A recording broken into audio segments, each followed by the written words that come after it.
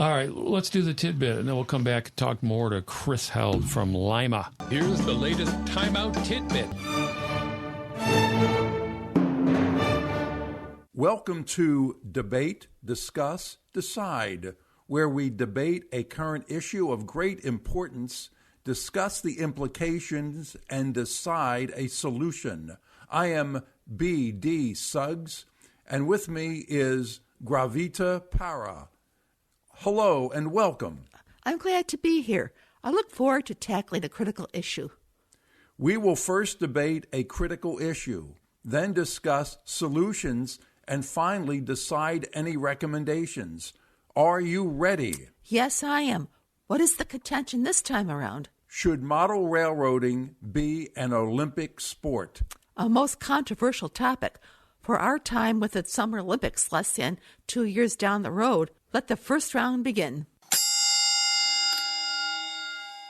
I contend that model railroading should be an Olympic sport since both mental as well as physical skill is required. I rebut as such.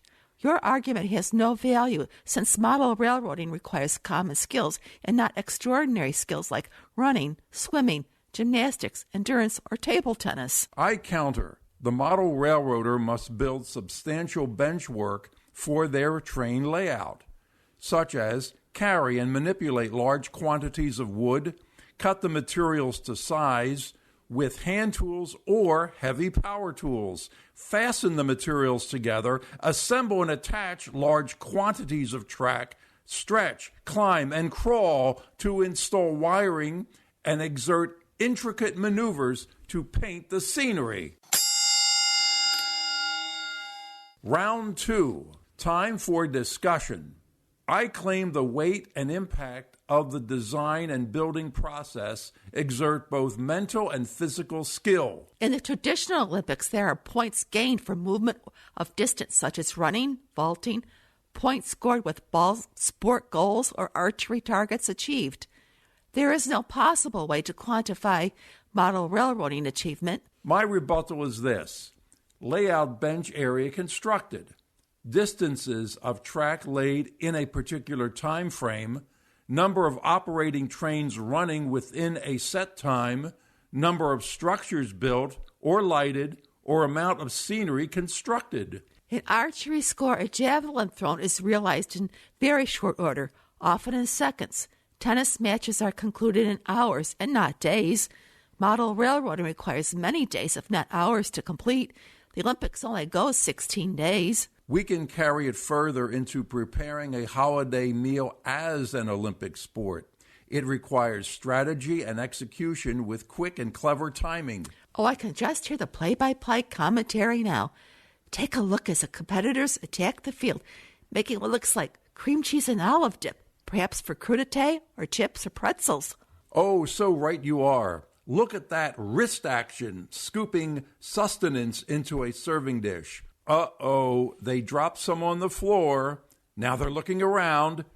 They see nobody looking, and they scoop it right back into the dish. Clever thinking. Let's see how Team USA transfers a 26-pound turkey from the pan to the platter, using a wooden spoon in one hand and a long-handled fork in the other. Perfect balancing skills.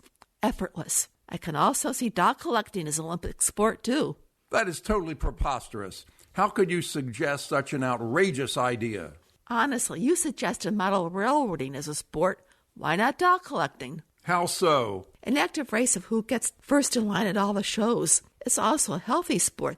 The eyes stay lubricated whenever they glaze over. They hear the words dolls and collecting. Extra saliva in the mouth when drooling over rare examples of dolls promotes better mastication. It promotes good coordination when jumping up high from your seat at a doll auction when you won the doll of your dreams. It promotes good cardiovascular health by walking vigorously up and down all the aisles of antique malls. Enough. We are getting away from our initial contention about model railroading being an Olympic sport. Is there physical rigor? Yes. Carrying the 4-by-8 foot sheets of plywood to the basement with the 2-by-4-inch lumber to build a layout bench or table. Competitive people of sport train their whole lives. 4, 8, 10, or 12 hours daily to go faster, stronger, and higher. How could any of these quasi-sedentary activities compete with the human triumph the ancient Greeks undertook in their quest for glory? Times have changed. Humans have adapted to a more gentrified world of sport such as beach handball, beach volleyball, and badminton. All Olympic sports, I might add, is not the physical fabrication of materials and the skill of construction also the work of an industrial athlete such as we. Round 3, time to decide. I hereby make a motion to propose to the International Olympic Committee that model railroading be made an Olympic medal sport. I object. What will be next? Coin collecting? Matchbox toy vehicle collecting? No, model railroading has discrete and measurable outcomes of dynamic, psychomotor, and cognitive skills. Ha ha! I can see people calling their family in from the dinner table to the television to watch a sport with, quoting you, measurable outcomes of dynamic, psychomotor, and cognitive skills. I don't watch television, I only listen to radio.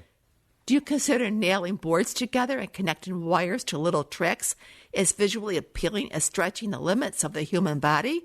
Probably not. I rest my case. Thank you for joining us. Join us next week when we debate, discuss, and decide spray painting versus paint by number. Are those free cardboard birthday hats restaurants give us actually scanning our minds and sending the data to the government? Pennies used for cash versus simply for your thoughts. Was Beaver Cleaver as really dumb as a stump? Jockey shorts for sumo wrestlers, or should they perform cheek to cheek? Please join us then, won't you? That's Beethoven's, what is that? Is it Eroica, I think? I don't remember. I can't remember which symphony it is. That was ninth, the third? Huntley. Could be the ninth. I wanted to say I think ninth. it's the ninth, yeah. Yeah, because the fifth is bum, bum, bum, bum. Right. Okay, yeah, that was the Huntley-Brinkley report. Theme, it was. Yeah. Look at you. Yeah, see? Oh, yeah. Chet Huntley. And what was Brinkley's name? Okay, we'll get back to you on that. Montmorency. I don't know. All right, so we're going to do a break, sell some product, come back, and tell some more lies with Chris Held from